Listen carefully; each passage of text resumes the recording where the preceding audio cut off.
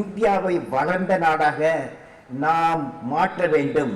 வரப்புயர நீர் உயரும், நீர் உயர நெல் உயரும், நெல் உயர குடி உயரும், குடி உயர கோல் உயரும், கோல் உயர கோன் உயருவான். ஓகே, வரப்பு நெல்லு, this is what really make the nation great.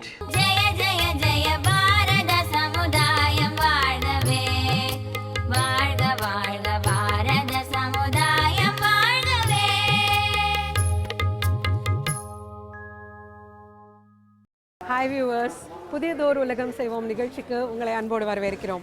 சென்ற வார நிகழ்ச்சியில் சென்னை கிண்டியில் உள்ள அண்ணா பல்கலைக்கழகத்தில் ஜூன் மாதம் 9, 10, 11 தேதிகளில் நடைபெற்ற தேசிய அளவிலான விதை பன்மைய திருவிழாவோட தொகுப்பை உங்களுக்கு நாங்கள் வழங்கியிருந்தோம். இந்த தொகுப்பின் மூலமாக நிறைய விழிப்புணர்வு உங்களுக்கு கிடைச்சிருக்கும். நம்மளோட பாரம்பரிய விதை ரகங்கள் என்ன, எவ்வளவு நம்ம தொலைச்சிருக்கோம், இன்னும் இருக்கிறதையாவது நல்ல முறையில் பாதுகாத்து நம்மளோட எதிர்கால சந்ததியினருக்கு நம்ம எப்படி எடுத்து செல்ல முடியும் அப்படிங்கிறத தான் இந்த திருவிழா நம்மளுக்கு விளக்கியிருக்கு.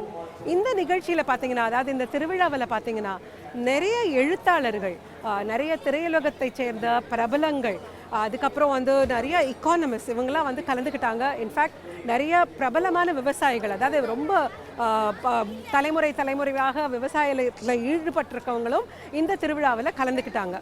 இதில் கலந்துக்கிட்ட ஒரு முக்கியமான நபர் சண்டிகரை சேர்ந்த இவர் விவசாயத்தை பொறுத்த வரைக்கும் இவர் ஒரு பாலிசி அனலிஸ்ட்னு சொல்லலாம். அதாவது உங்களுக்கே தெரியும், அரசாங்கம் டைம் டு டைம் ஒவ்வொரு ஆண்டும் இல்லைன்னா ஒவ்வொரு காலகட்டத்திற்கும் விவசாயத்தை பொறுத்த வரைக்கும் விவசாயிகளுக்கும் நிறைய திட்டங்களை, கொள்கைகளை வரையறுக்கிறாங்க. ஸோ இந்த கொள்கைகளை அனலைஸ் பண்ணுறவர் தான் டாக்டர் தேவேந்திர சர்மா. இவரும் இந்த திருவிழாவில் கலந்துக்கிறதுக்காக சென்னைக்கு வந்திருந்தாங்க. அவங்கள இந்த நிகழ்ச்சியோட கோ ஆங்கர் எம்ஜே பிரபு அவர்கள் சந்திச்சிருந்தாங்க. இந்த இன்டர்வியூ இங்கிலீஷில் தான் இருக்குது. ஏன்னா டாக்டர் தேவேந்திர சர்மா பஞ்சாபை சேர்ந்தவர், சண்டிகரை சேர்ந்தவர். ஸோ இந்த இன்டர்வியூ இங்கிலீஷில் தான் அவங்க பண்ணியிருக்காங்க. ஆனால் இதோட சப்டைட்டில் உங்களுக்கு நாங்கள் வழங்க போகிறோம். இந்த இன்டர்வியூ மூலமாக நிறைய விஷயங்களை நம்ம தெரிஞ்சுக்க இருக்கோம். வாங்க நிகழ்ச்சிக்கு போகலாம்.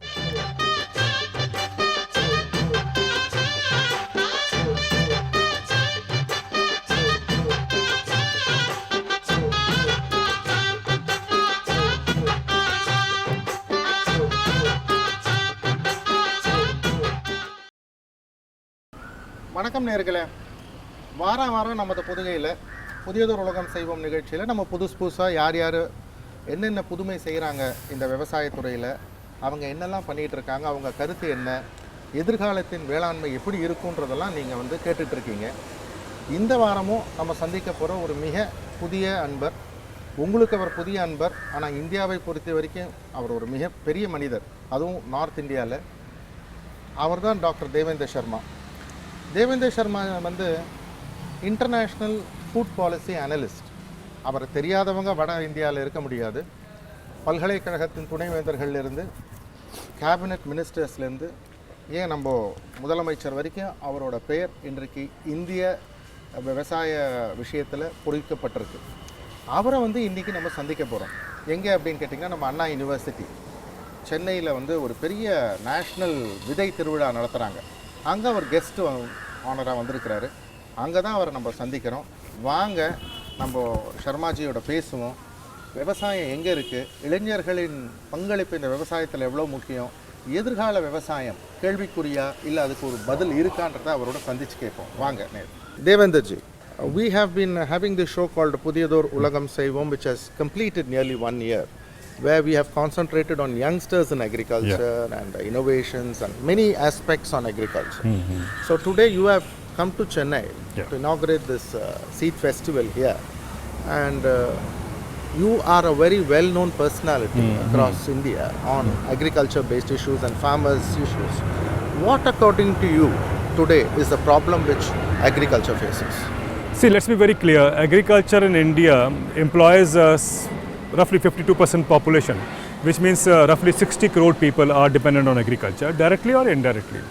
Now these 60 crore people actually over the years have done a remarkable job in as far as the production is concerned. Even to this year, we know that with the bountiful monsoon, except for the South India, yet farmers have produced a very bumper harvest. But look at their economic crisis. The crisis that the farmers face today is basically of income insecurity. They do not get the right kind of remuneration for what they produce. So that is the reason that you see that farmers are protesting in this part or that part or this part. See, the economic survey 2016, which comes as you know 2 days before the budget, that the average income of a farming family in India in 17 states of India, which means roughly half the country, is rupees 20,000 a year. Now, despite this bountiful monsoon and the bumper harvest that we see, it hides the reality. So I think the government, that is why, is very concerned, wants to raise or double the income of farmers, and that I think is the biggest crisis that the country faces. Agriculture is a very fragile economy. Yeah. In one season, a farmer doesn't get rain, his entire system Gone, collapses. gone, yes. So how do you think this is possible? Because most of our farmers, 80%, more than 80% are small farm holders. That is, they have less than 2 acres. Yes. They have to generate an income of nearly 35,000 a month, every month, to sustain an average living. Yeah. But still today in India, that has not been achieved. Very right, sir. Your assessment is very correct. That is what we are all trying to highlight, that look at this farming community. As you rightly said, 83% of the farmers are small and marginal farmers. They put a lot of labor. Let's say there's a vegetable crop, like tomato for that matter. Tomato, they put their entire hard work, they put it into it. And when they go to the market, they have a bumper harvest, the prices crash. I've seen prices as low as 30 paisa a kilo. That is why I've always said that whether it is a bumper harvest or whether it is a drought affected or flood affected or a low harvest, farmer has to suffer. Now therefore there is a need for an assured income for the farmers. Now if you remember, when the MSP came, when the minimum support price came, the idea was to provide, at the time of the bumper harvest, when the technology provides you that bumper harvest, the idea was that farmers should get an assured income at the end of the day, otherwise he will not come back into agriculture. Absolutely. Am I right? Yeah. That is why they set up the MSP. Now MSP is only for 2 crops. See, they announce it for 23 crops, but it is in reality only for 2 crops, because that's where you do the procurement. The rest of the things you leave it to the markets. Those 2 crops are rice and wheat? Rice and wheat. Just to give you paddy price, for instance. Paddy price in 1970 was 51 rupees per quintal. In 2015, 45 years later, it comes to about 1250 or 1300 rupees, whatever, it was around that figure, which means a jump of about 28 times. But if you compare that with the other sections of society, their salaries have gone up phenomenally, 120 times plus. See, for government employees, it is 120 to 150 times and so on. So, which means farmers have been neglected.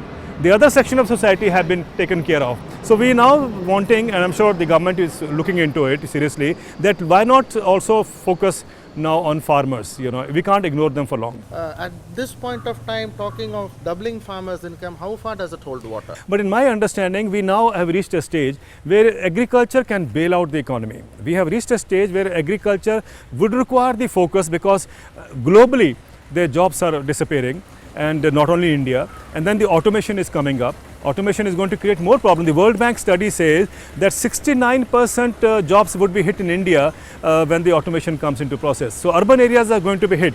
So why are we trying to move people out of agriculture into urban areas? Why not make agriculture more profitable, economically viable, so that these people can stay back in agriculture, earn their livelihood, and go on with their lives? But what all you say Yeah. are similar to the different schemes that is being set by different projects, different heads, different banks. But reality, the ground reality, when you visit a village or when you visit a taluk or a district, many things are missing there.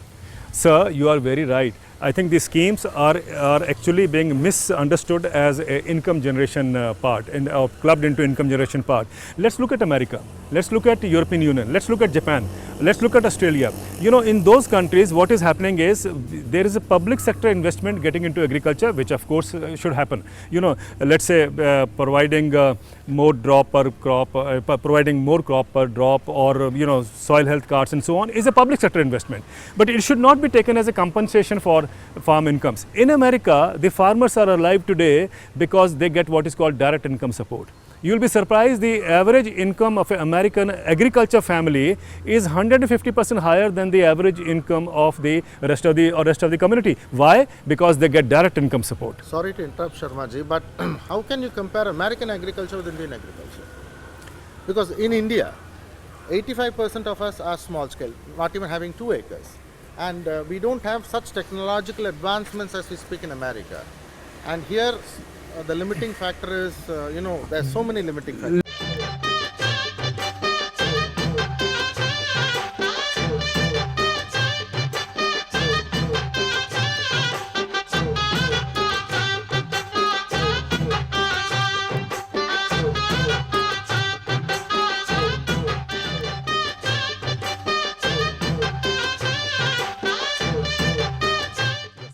See, let's be very clear. If America was so technologically rich or advanced, the productivity was very high. That's what I think we presume. Am I right? Then there should have been no need for the government to come and support the farmers. That's the point I'm trying to make. So even with that high technology, they need government support to survive because the entire system is so designed. Let me illustrate. In Punjab is one state, which is of course the food bowl. Punjab has 98% assured irrigation. No country in the world has 98% area under assured irrigation. Punjab has the highest productivity of cereal crops in the world. Whether you include wheat, rice, maize or millets to some extent in Punjab, the highest productivity in the world. And if you look at the parameters that we think agriculture prosperity indication as, then number of tractors, fertilizer use, pesticide use is again among the highest in the world. Yeah. Now, if that was the reason for farmers' income to go up, then I don't know why are Punjab farmers committing suicide. Every day 2, 3, 4 farmers are committing suicide. Punjab has now become a hotspot of farmer suicide. The point I'm trying to make is technology is required in agriculture, but that should not be seen as a compensation for giving income. Income is required in agriculture. Let's not believe the rain gods will give them income. Income has to be supported by an economic structure which gives farmers a livelihood security. That's what the point I'm trying to make. In America, they have done it. You'll be seeing in an interesting study. There is something called as green box subsidies. You know how much those subsidies they pamper with, and they fall under WTO language. It is called green box subsidies. A United Nations study says that if you withdraw the green box subsidies in America, American agriculture collapses. So let's be very clear, it's not the technology which is keeping American agriculture alive, it is the kind of investment which includes direct income support which is keeping farmers alive. But while talking in India, such investments and infrastructure are there for big industries. And now you have big industrialists, at one point of time they want to step into agriculture and they want to do something for agriculture where they fix a good price or try to buy the produce from the farmers and export it on their behalf to earn more money. In some places this is happening. But in spite of all these interventions, today a farmer in India is still not taking pride in saying he's a farmer. That is the truth. Which is bitter or not is a different question. Don't you think that being a nation which is having agriculture as a part of our culture, national culture, we should take pride in saying that we are a farmer? I completely agree with you because I think this is what has gone wrong with the economic thinking that we have generated all these years. You are right. Now again we are following the same model of agriculture that America or Europe has been into it, and we are borrowing it, asking for corporate agriculture, promoting corporate agriculture, and then employing the same people whose land we are cultivating as laborers. That's not the kind of agriculture that I personally look at. Now what we need to do is we need to provide incentives to the farmers. Our farmers this has to be done by the government. That's what I'm saying. Our farmers are very efficient. You give them a little support, they will try to give us a kind of a response which we have not seen all over the world. Now the question that you are raising, the pride in farming, I think is very important. That is why the protests that you see in the country. Why? Because now younger people in agriculture who are in the villages are not getting marriage offers. Absolutely. Nobody wants to marry their daughter to the farmer because there is no pride in agriculture left now. So I think the pride has to be restored. We need to bring the smile on the face of the farmer. How do you think that can be done? And that can only be done if government does 2 or 3 things. My suggestion to the government has been that we need to set up a farmers income commission now. A farmer's income commission which assures every farming family a minimum income of 18,000 rupees, which is the minimum that you need for living, is 18,000 rupees, should be assured. The income commission should be looking at how to arrive at that particular level of income for the farmers. Now, please don't tell me we have a shortage of money. There is no shortage of money in this country. We need to have a paradigm shift in the way we have been planning our economy from the corporate structures to agriculture now, because agriculture is 60 crore people. That's double the population of America is in our agriculture. And I think this is the future. If we were to really revitalize this sector, they will boost the economy. Any schemes today in this country on agriculture which is supposed to benefit 10 people does not benefit 10 people, it benefits 1 or 2. Don't you think this is a sort of blanketing open information? There is no denying that all the schemes, all the programs do not reach the people it should reach. No denying about that. But let me still tell you, even if these schemes were to reach those people, given as you rightly said that the 83% of the farmers have less than 2 hectares, their daily struggle is how to meet their 2 ends meet, how to ensure that they don't go to bed hungry. Now the Niti Aayog has come out with a report which says 53% farmers are below the poverty line. If 53% farmers are below the poverty line, there's something terribly going wrong. After all, after roughly 50 years of Green Revolution, if this is the situation today, I think we need to go back and rethink what kind of system of agriculture we need in this country now.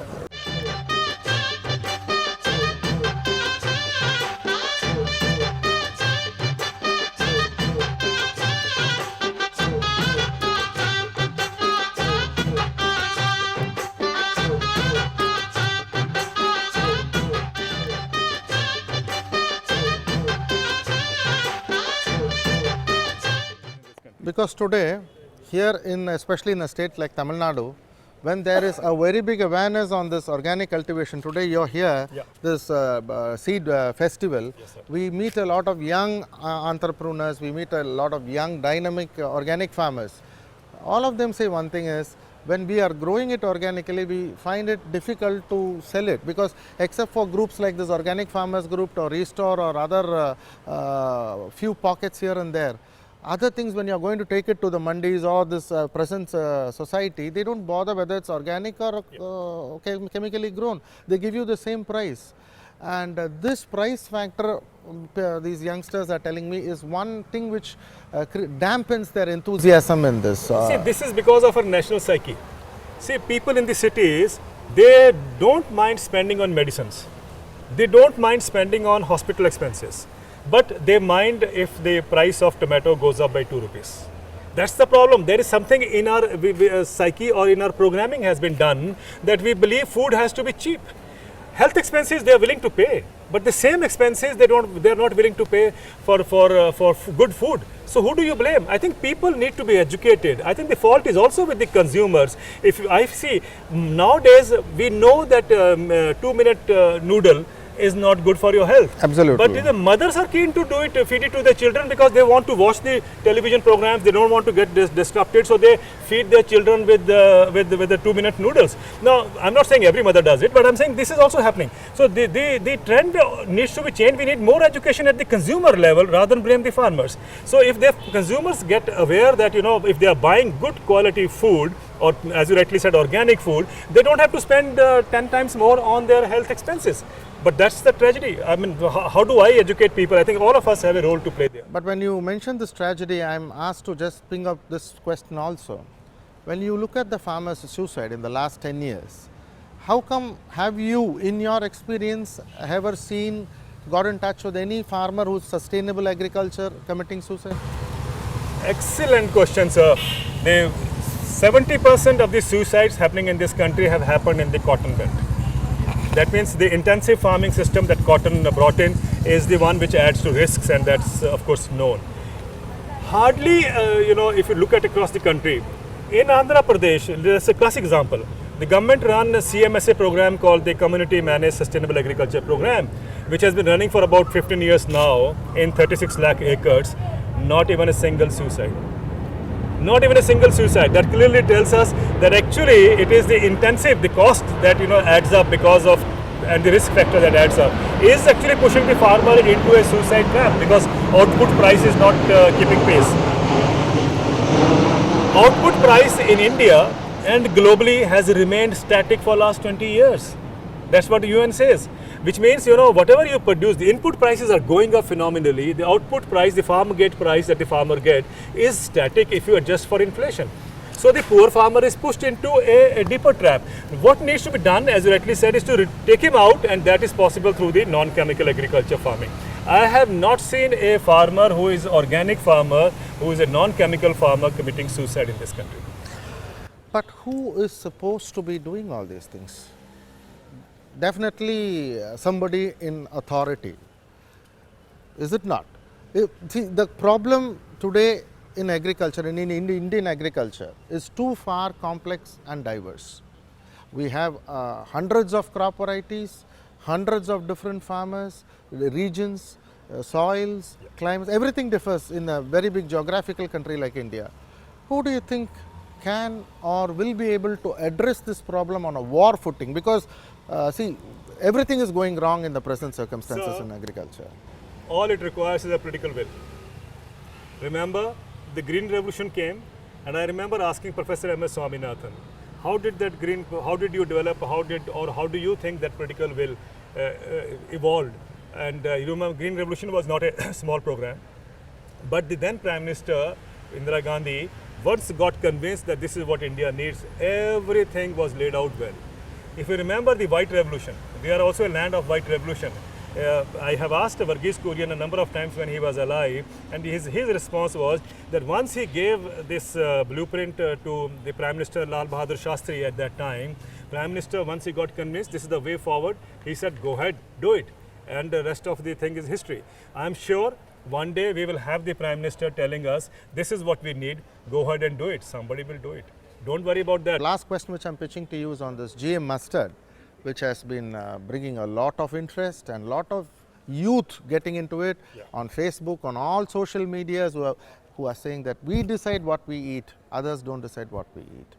Since you have been a very strong activist on this anti-GM thing. I think not many people know that I am a geneticist by training. Yeah. So I've done my plant breeding, and yet I stand up and say GM food is not what India requires.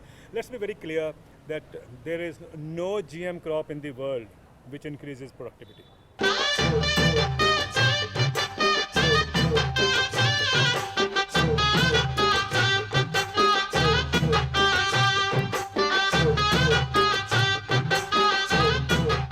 உங்களிடமிருந்து விடைபெறுவது உங்கள் அன்பு அனுராதா.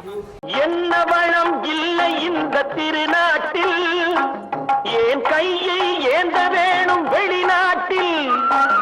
என்ன வளம் இல்லை இந்த திருநாட்டில், ஏன் கையை ஏந்த வேணும் வெளிநாட்டில்.